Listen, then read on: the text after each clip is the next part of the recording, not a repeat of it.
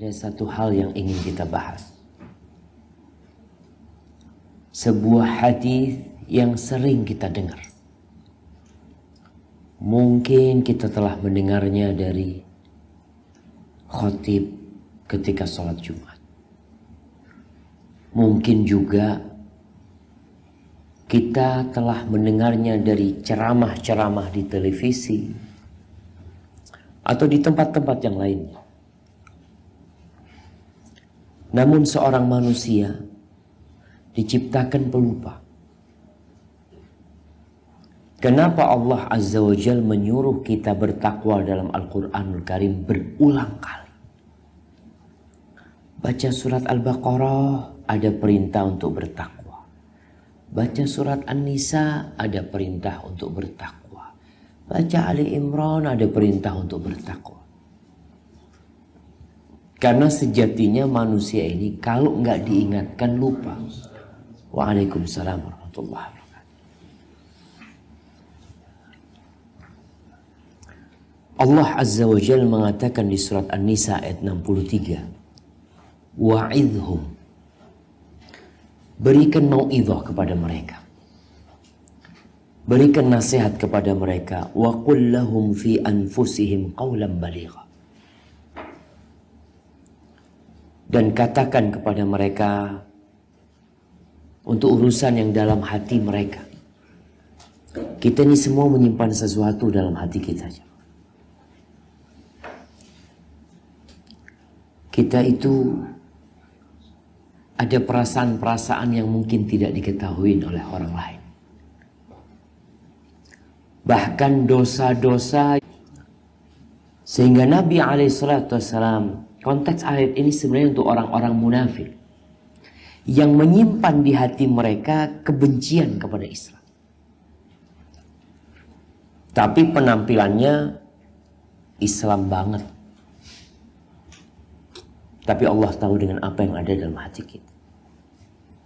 Rasulullah SAW cerita Abdullah bin Mas'ud, kana yatakhawwaluna bil mau'izah. Beliau itu ngasih nasihat kita jarang-jarang. Artinya kalau ta'lim, pengajaran, sering beliau ajarin para sahabat. Tapi nasihat yang mengetuk hati untuk memotivasi orang beramal itu beliau tidak terlalu sering. Kenapa? Makhafatas sa'ama alaina. Karena Rasulullah SAW sayang sama kita. Takut kita jenuh. Bosan. Orang kalau kasih nasihat terus itu kadang-kadang bosan. Bahkan benci sama orang yang ngasih nasihat. Waalaikumsalam warahmatullahi wabarakatuh. Waalaikumsalam warahmatullahi wabarakatuh. Dalam hadis yang diriwayatkan oleh Al-Hakim, Rasulullah SAW bersabda, "Ightanim khamsan qabla khamsin." Kalian manfaatkan 5 hal, 5 perkara sebelum 5 perkara yang lainnya itu tiba. Fadol. Duduk sebelah sini, jangan duduk di jalan nanti. Sini.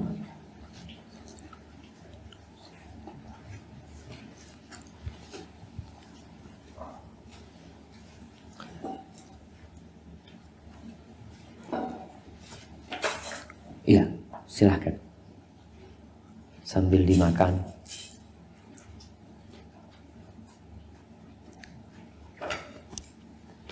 Jadi ada 5 perkara yang kita semua akan melewatinya. Nasihat ini dari orang yang sudah mencoba kehidupan ini, yang sudah punya pengalaman.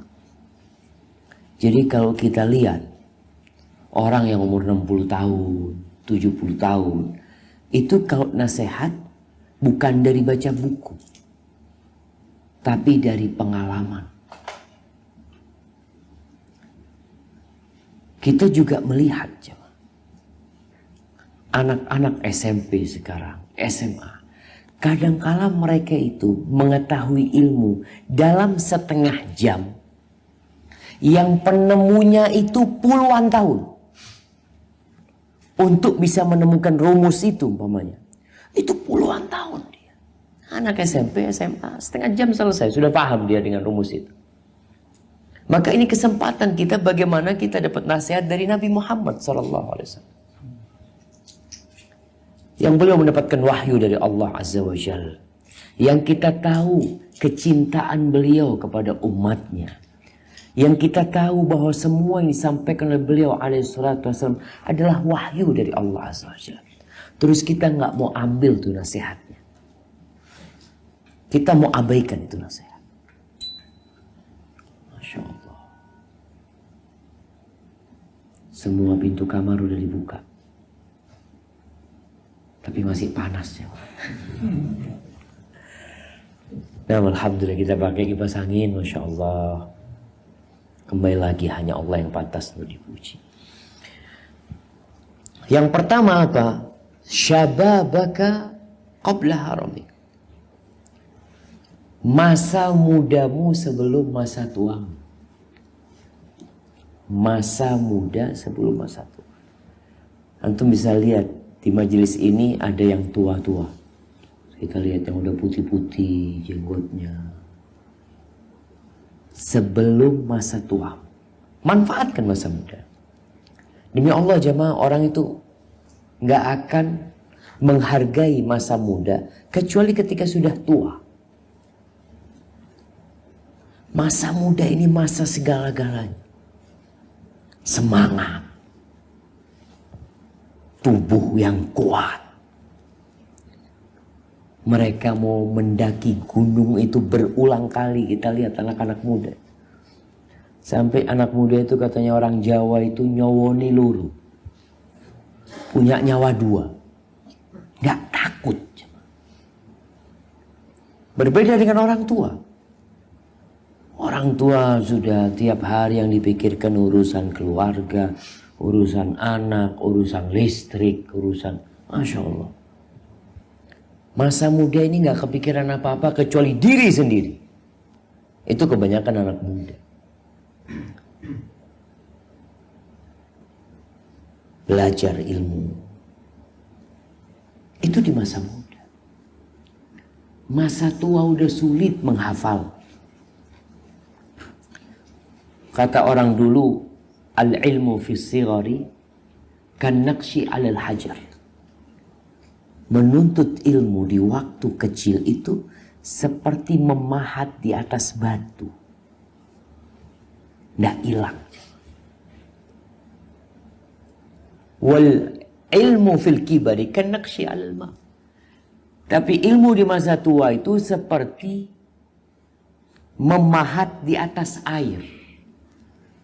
Coba kita pahat, ya kita tulis Bismillah di atas air. Baru baknya sudah hilang. Kemampuan otaknya udah lemah. Tapi bukan berarti yang tua tidak menuntut ilmu. Hanya saja masa muda ini manfaatkan. Kebanyakan anak muda itu memanfaatkan masa mudanya untuk apa? Untuk happy-happy. Untuk kesenangan dia. Main futsal. Camping. Lari, berenang, Masya Allah. Baik.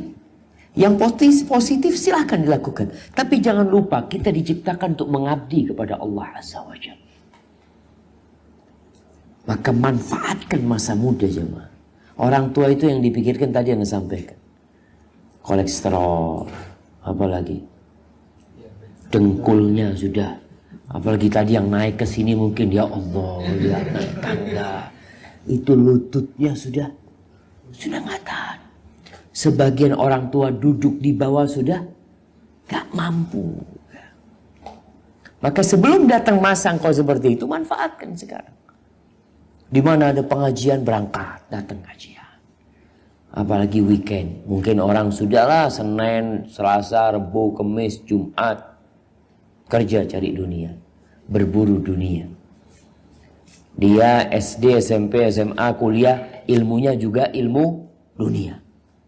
Mbok sekarang udah mulai kerja ini, yang nggak kerja pun alhamdulillah, yang sudah mulai kerja, khususkan waktu untuk belajar, untuk ilmu.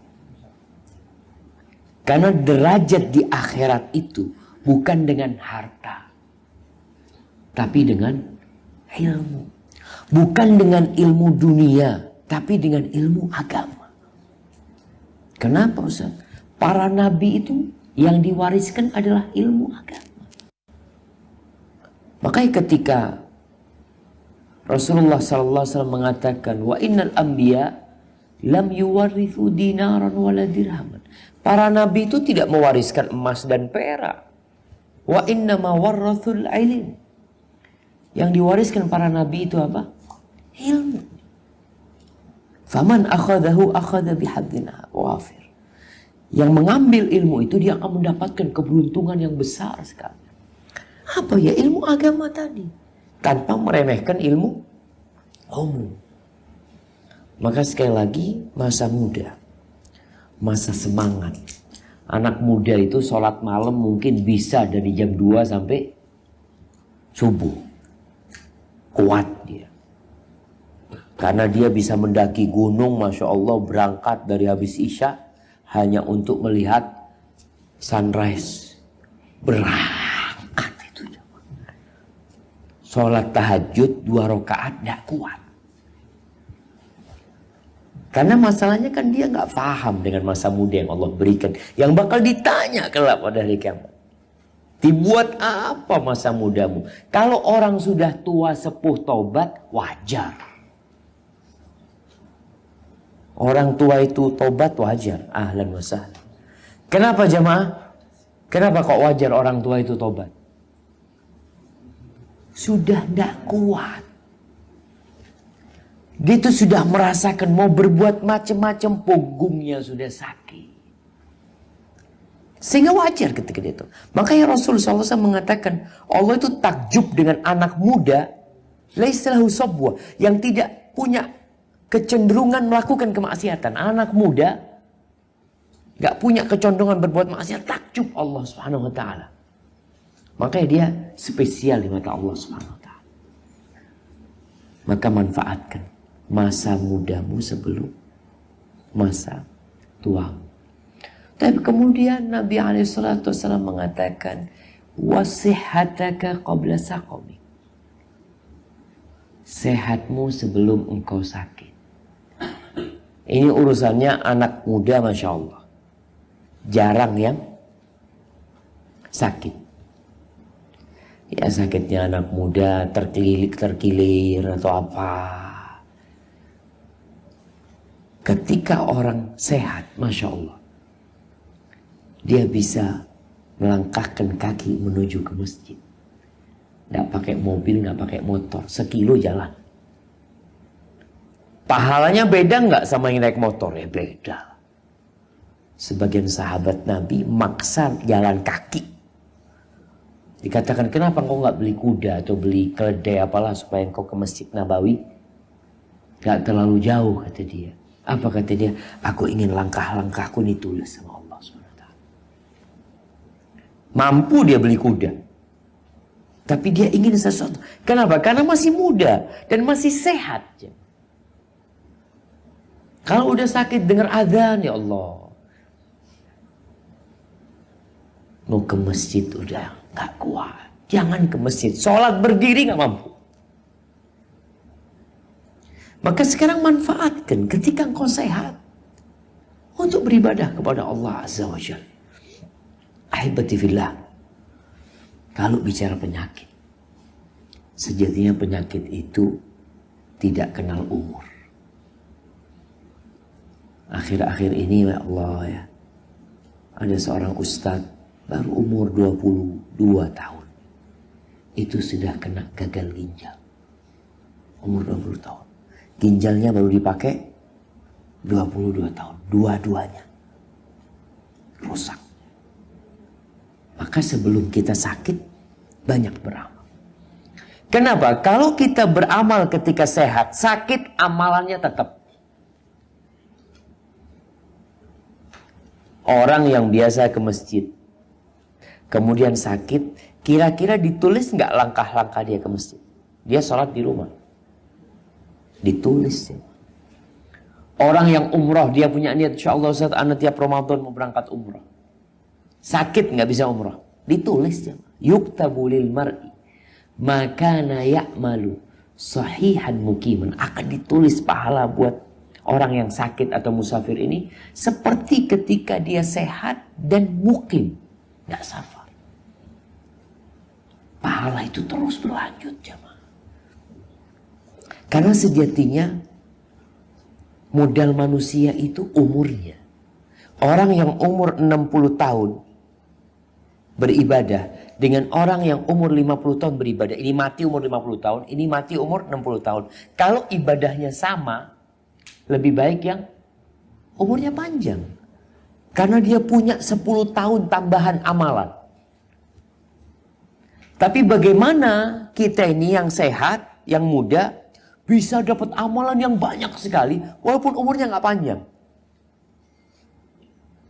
Apa yang harus kita lakukan? Cari Lailatul Qadar. Kan kalau dapat Lailatul Qadar itu seakan-akan, bukan seakan-akan, lebih baik dari 1000 bulan. Berapa tahun 1000 bulan? 83 kok plus 4 bulan. Dengan cara itu. Maka tadi kita nggak terus manfaatkan sekarang masa muda ya. Bisa itikaf masjid, sehat berangkat ke masjid. Kemudian untuk ibadah haji, usahakan dilaksanakan ketika muda. Haji ini untuk yang mampu. Kalau mampu umur 20 tahun maka wajib berangkat haji. Kebanyakan kita udah mampu ketika muda, tapi duitnya buat beli mobil. Kayaknya mau ganti mobil nih. Mau mengembangkan usaha, macam-macam. Padahal engkau sehat, muda, mampu berangkat. Karena haji itu butuh fisik yang kuat. Umrah itu Masya Allah. Dulu, ya tahun 2000-an lah atau sebelumnya. Anda melihat orang-orang yang nggak bisa jalan itu ditandu ya. Nggak ada kursi roda muter itu. Yang ada orang ditandu. Maka sebelum engkau sakit nggak bisa jalan, hendaklah engkau manfaatkan hal itu. Sehataka qabla saqam. Yang ketiga kata Nabi SAW, faraghaka qabla syughli. Masa luangmu sebelum sibuk. Ini kembali ke anak muda. Anak muda ini waktunya kosong. Kosong. Kalau dia sudah menikah, mulai sudah.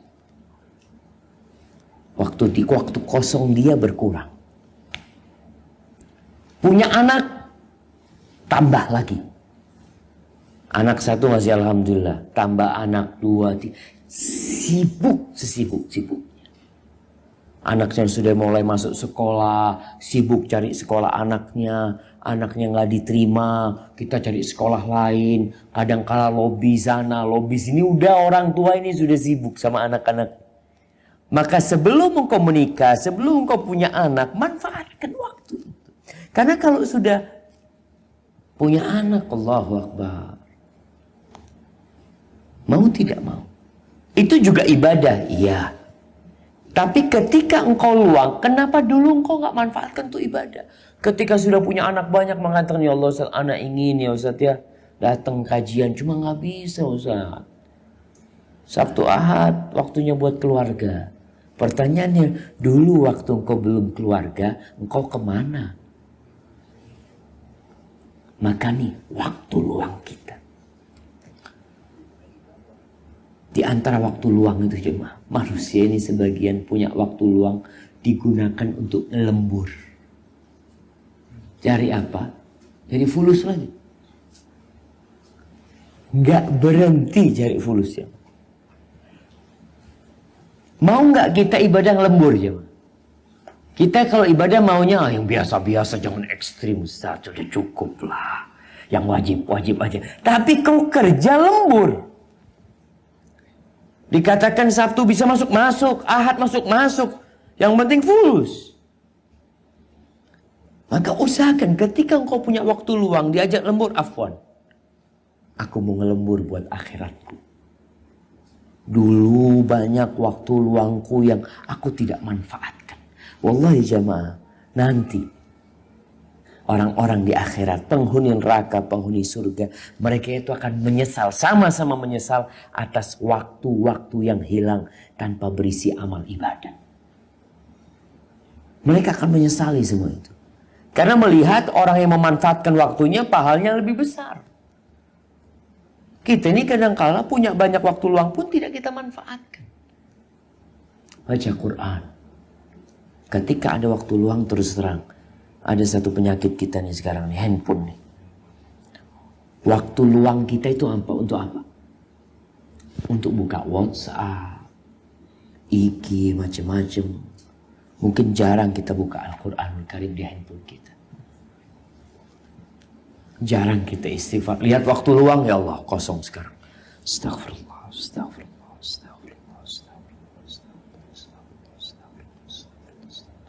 Alhamdulillah, 10 kali istighfar. Pegang HP 5 menit. Dia istighfar 10 kali, pegang HP-nya 5 menit.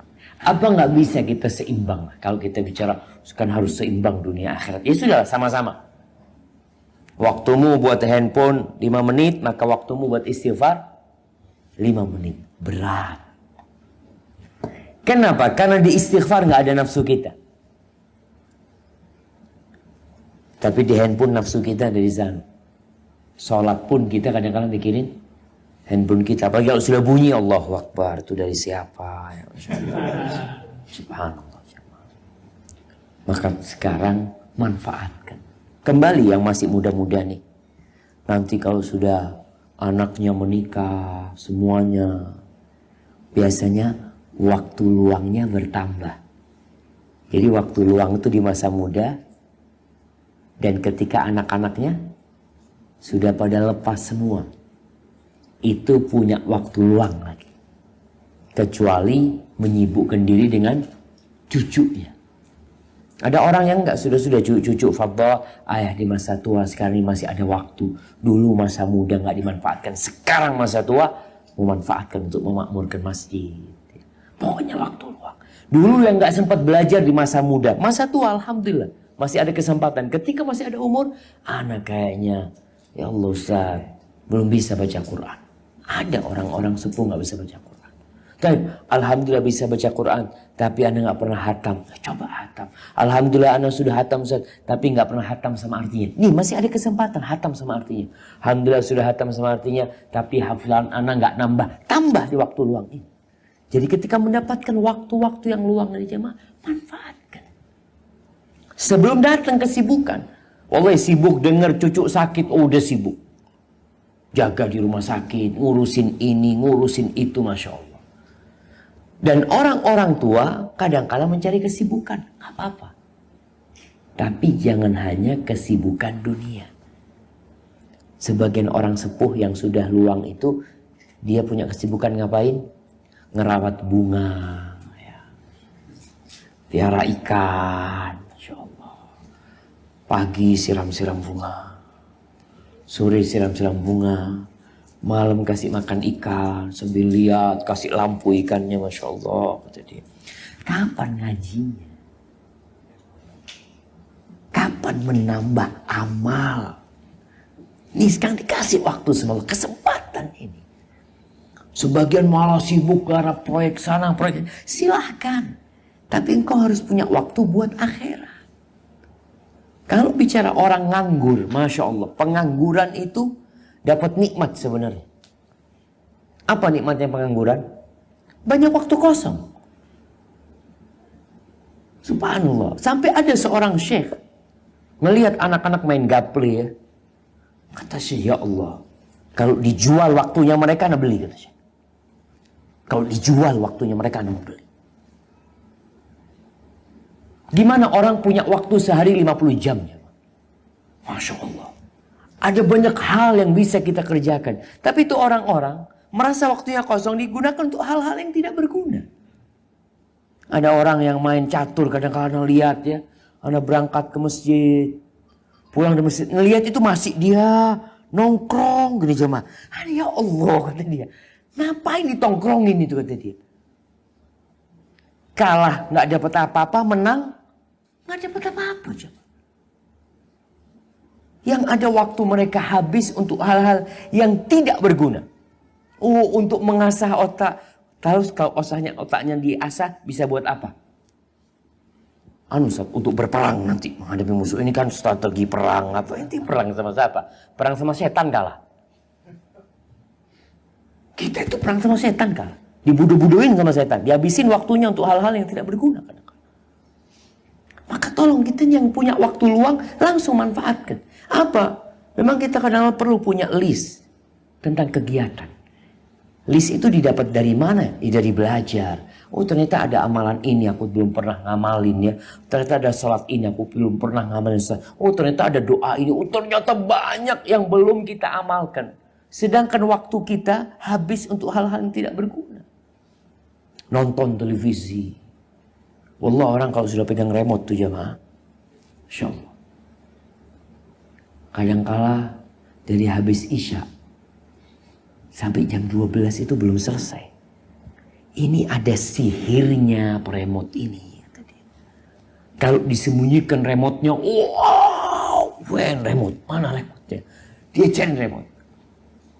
Nggak bermanfaat kadang-kala waktunya. Maka tolong yang dikasih waktu kosong, yang muda, yang nganggur, ada pekerjaan-pekerjaan yang Masya Allah. Ada orang bekerja hanya sebagai apa jemaah? Bagian informasi yang dia cuma nunggu telepon. Call center ya. Nah, di hotel kadang ada yang bagian cuma jawab iya apa. Masya Allah dia waktunya banyak dia kosong. Tapi kadang-kadang digunakan main game, nonton, ini itu. Maka buat siapapun seorang muslim yang dikasih waktu luang sama Allah Subhanahu wa taala karena dia masih muda atau karena dia masih menganggur belum bekerja atau dikasih pekerjaan yang memang tidak banyak menyita waktu dia banyak waktu kosongnya atau sudah pensiun sudah tua, maka kata Nabi SAW, faraghaka qabla syughlik, manfaatkan masa kosongmu sebelum datang masa kesibukanmu. Kita akan sibuk. Ana merasakan kadang-kala lagi santai, tahu-tahu dengar anak sakit, aduh sudah anak sakit, bawa ke rumah sakit, nungguin di rumah sakit, pulang malam nggak tidur, gantian tidur sama ibunya. Kita bisa nggak tidur malam jemaah. Tapi ketika kita kosong, kenapa kita nggak sholat malam? Lagi gendong anak, ya Allah ini jam 3 kalau buat sholat malam kan zen ya. Cuma ya apa ya Allah anaknya nggak mau tidur. Alasannya kayak gitu. Padahal dia dikasih waktu kosong memang nggak pernah dipakai buat tidur aja sama dia. Taib, itu yang keberapa? Ketiga, yang keempat. Wa ghinaka qabla faqri. Masa kayamu sebelum datang masa miskin.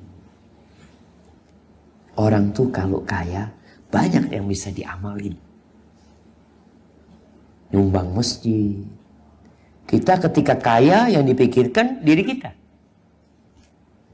Bangun rumah, renovasi rumah, apa. Pokoknya nafsu kita. Jalan-jalan ke sana, berangkat ke sana, ke sini. Nih engkau dikasih rezeki sama Allah, tolong manfaatkan tuh rezeki. Untuk apa? Untuk ketaatan kepada Allah Subhanahu wa taala. Ingat, Islam itu tidak melarang kita untuk bersenang-senang dengan harta kita. Tapi jangan lupa hak yang ada dalam harta tersebut. Allah mengatakan wa fi amwalihim haqqun ma'lum. Di harta mereka ada hak yang sudah diketahui, yang harus dikeluarkan mau tidak mau dia. Engkau bersenang-senang dengan hartamu, yang penting yang halal. Jangan sampai yang haram. Maka tadi ketika orang kaya, biasanya kaya dan muda, mau sodakoh itu agak sulit. Makanya kata Nabi SAW, afdalus sodaqah, Sedekah yang paling mulia itu anta tasaddaq wa anta sahihun syahih. Ta'malul ghina wa takhshal faqr. Sebaik-baiknya sedekah itu ketika engkau sehat dan pelit. Cinta sama hartanya. Orang kalau udah sakit-sakitan, udah mau mati, itu wakaf ya buat masjid sana. Yang itu, ya mobil itu sana kasihkan pondok lah. Buat operasional itu. Ketika udah sakit-sakitan. Maka sebaik-baiknya sedekah. Ketika engkau sehat, pelit. Engkau berharap umur yang bertambah. Engkau takut miskin. Itu sebaik-baiknya sedekah. Maka hendaklah kita nih. Ketika punya harta. Yang kita pikirkan pertama. Rumah kita di akhirat. Ana udah bangun rumah? Enggak ya. Di akhirat sana. Melihat evolusi. Kalau tadi kita bicara haji, umroh, ada ibadah-ibadah yang memang perlu uang. Kita punya uang, nyekolahkan anak kita, alhamdulillah udah cukup. Terus kita punya lebih, ana mau nyekolahkan anaknya orang. Paling enggak ana nyekolahkan anaknya orang ini, ya buat asuransi anak-anak lah. Mudah-mudahan Allah cukupin anak-anak. Mumpung punya uang. Kalau nggak punya uang selesai sudah jemaah. Kita hanya berharap ya Allah kepingin berangkat umroh ya. Kepingin berangkat haji. Dulu ketika engkau kaya kemana? Ke Singapura. Ke Australia. Kemana-mana. Dulu ketika engkau sehat kemana? Oh keliling Eropa. Terakhir baru ke Mekah. Ke Mekah udah sakit-sakitan. Karena sakit-sakitnya gimana saat waktunya taubat. Seperti itu orang jemaah. Maka manfaatkan kekayaan kita untuk ketaatan kepada Allah. Kemudian yang ke-5, hayataka qabla mauti. Hidupmu sebelum mati. Hidup ini. Masya Allah. Hidupmu sebelum mati. Kalau antum melihat orang yang sudah di keranda, apa sih yang dia inginkan? Dia ingin dibalikin hidup di dunia. Balikin sebentar. Kira-kira kalau dia punya uang 1 triliun. Bisakah dia dapat umur tambahan 5 menit aja? Gak bisa. Ternyata tadi semuanya. Harta yang dia kumpulkan gak ada gunanya. Dia hanya ingin balik ke dunia. Untuk bisa sholat. Untuk bisa sodako. Untuk bisa beramal soleh. Itu yang dia inginkan. Kemudian nggak akan pernah dia balik. Karena udah dikasih waktu sama Allah SWT. Ini masa hidup. Dan engkau tidak memanfaatkan. Jibril alaihissalam pernah berwasiat kepada Nabi Muhammad SAW. Ya Muhammad alaikassalatu wassalam ya Rasulullah. Ahbib man syi'ta. Fa innaka mufariquh. Wahai Muhammad, cintailah siapa yang kau sukai. Engkau pasti berpisah sama dia. Wa'ish ma syi'ta fa innaka mayyit. Silakan engkau hidup semaumu, tapi kau pasti mati. Ini satu kepastian. Yang ketiga, wa'mal ma syi'ta. Beramallah semaumu fa innaka majziyun bi. Engkau pasti dapat balasan. Jadi tatkala kita tahu kita cinta, kita akan berpisah dengan mereka. Kita mau hidup berapa tahun pun. Mau 100 tahun, mau 115 tahun. Pasti berakhir dengan kematian. Kemudian beramal. Ini loh beramal yang kita bisa dapat pahalanya. Bila kebaikan yang kau amalkan. Maka engkau akan mendapatkan balasan kebaikan. فَمَنْ يَعْمَلْ مِثْقَالَ ذَرَّةٍ خَيْرًا يَرَهُ وَمَنْ يَعْمَلْ مِثْقَالَ ذَرَّةٍ شَرًّا يَرَهُ وَأَعْلَمْ أَنَّ شَرَفَ الْمُؤْمِنِ قِيَامُهُ بِاللَّيْلِ. Ketahuilah bahwa kemuliaan seorang mukmin itu dengan bangun malam. Salat malam. Wa izzatahu, dan kehormatan dia istighna'u 'anil nas. Ketika dia tidak perlu sama orang.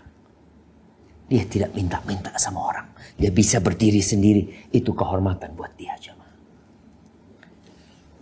Hadza wallahu a'lam bishawab. Itu yang bisa kita kaji pada kesempatan kali ini. Semoga yang sedikit itu memotivasi kita untuk memanfaatkan waktu kita, harta kita, kesehatan kita, kekuatan kita, dan hidup kita untuk melakukan ketaatan kepada Allah Azza wa Jal.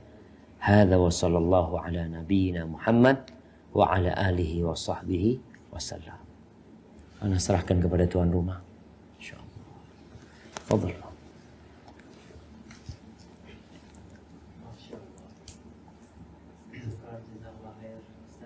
Oh, nggak ada suaranya, Bang.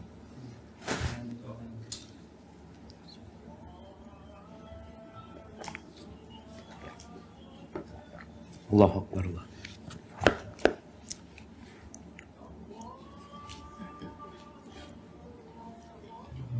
Allahu Akbar. Allahu Akbar. Hah? Ini mati.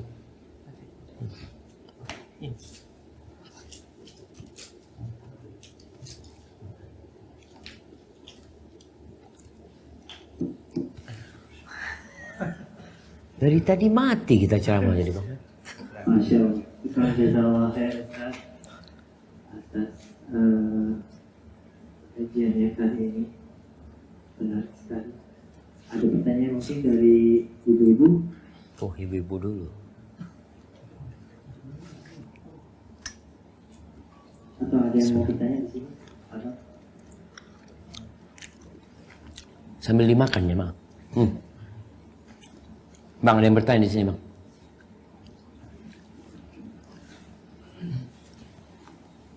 Assalamualaikum warahmatullahi wabarakatuh. Waalaikumsalam.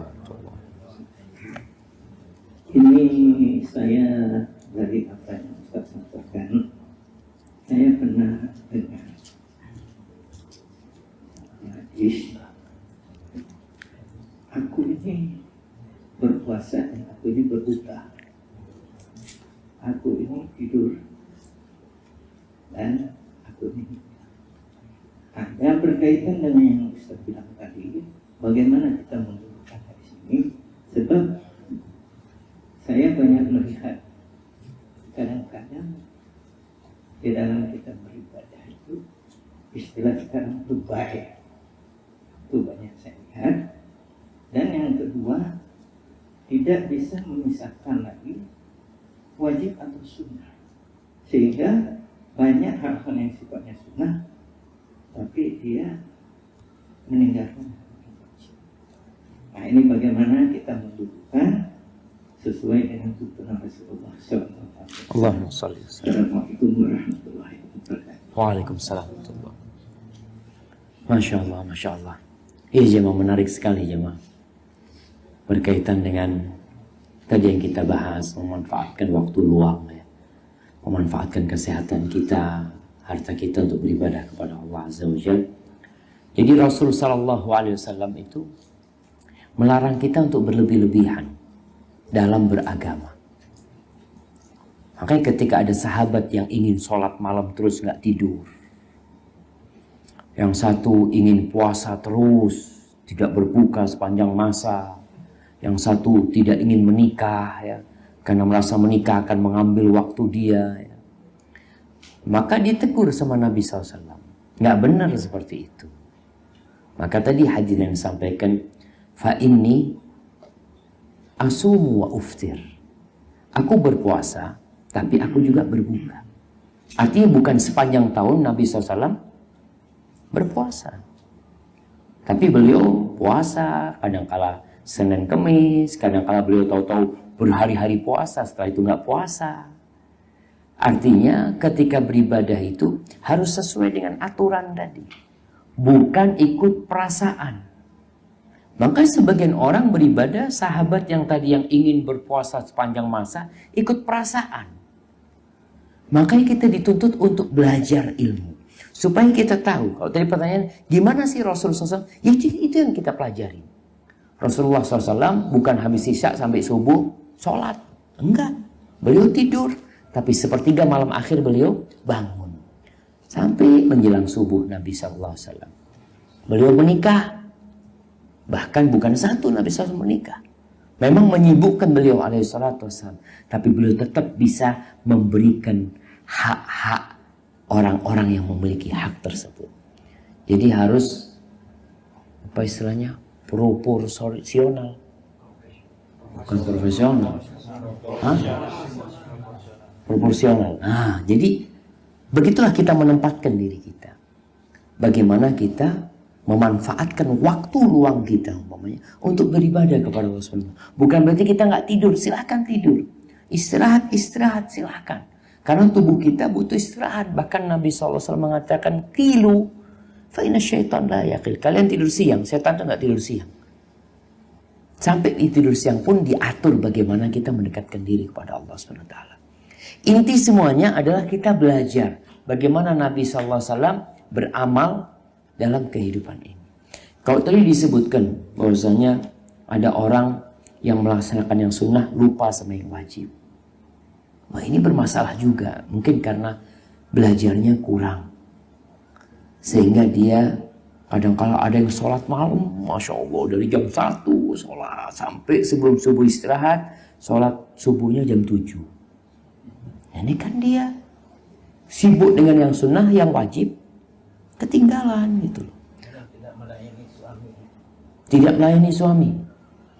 melayani suami. Nah, ada mungkin perempuan-perempuan yang ibadah terus. Jadi di masa Nabi SAW itu ada seorang sahabat perempuan yang mengadukan suaminya.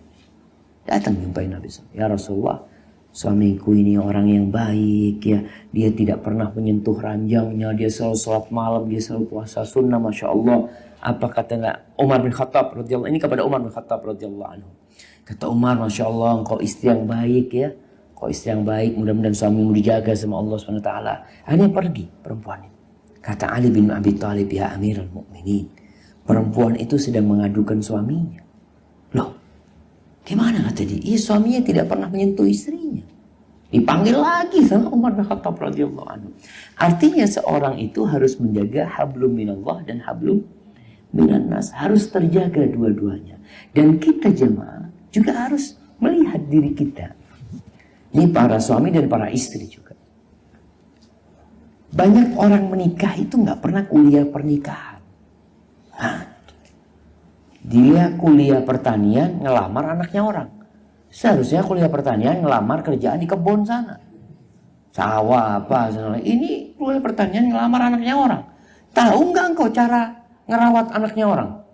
Dia belajar kuliah bagaimana menumbuhkan biji-bijian, bagaimana merawat tanaman, bagaimana bunga itu, macam-macam. Tapi dia nggak pernah belajar bagaimana ngerawat anaknya orang. Tapi ngelamar dikasih sama mertuanya. Bawa sudah, Masya Allah. Ini masalah kita bersama sebenarnya. Jadi memang perlu suami istri ini, yang muda, yang tua, yang sudah mungkin punya anak pun terus belajar lagi. Apa sih kewajibanku sebagai seorang suami? Apa sih kewajibanku sebagai seorang istri? Jangan bertanya apa hakku. Kebanyakan kita itu yang dicari adalah haknya. Apa sih kewajiban istri? Jangan bicara kewajiban istri. Istri biar belajar kewajibannya istri. Dan engkau sebagai suami belajar kewajiban sebagai suami. Ketika ini jalan bareng-bareng, si istri belajar tentang kewajibannya, suami belajar tentang kewajibannya, rumah tangga ini akan terjaga insya Allah. Tapi tadi kebanyakan kita nggak pernah sekolah itu memang. Sekolah mekanik, lulus, ngelamar anaknya orang. Seharusnya ngelamar di bengkel apa seperti itu. Yang dia perbaikin adalah mobil. Dia ini tahu-tahu menikah mau memperbaiki anaknya orang. Gitu. Sedangkan ilmunya nggak punya. Jadi tolong semuanya mempelajari, jangan sampai di hari kiamat lawan dia di padang mahsyar itu adalah pasangan hidupnya. Istrinya menuntut atau suaminya menuntut, nih istriku suka teriak-teriak di rumah ya Allah. Bisa itu terjadi. Kapan? Nanti di padang mahsyar. Ketika sang suami tidak memaafkan atau sang istri tidak memaafkan pasangan hidupnya. Hadza wallahu a'lam bishawab. Nah, anda rasa udah cukup jamaah. Kita sholat, yang belum wudhu mungkin bisa ambil wudhu. Wassallallahu ala nabiyina Muhammad wa ala alihi wasallam. Mungkin ada yang adzan. Mana yang adzan tadi?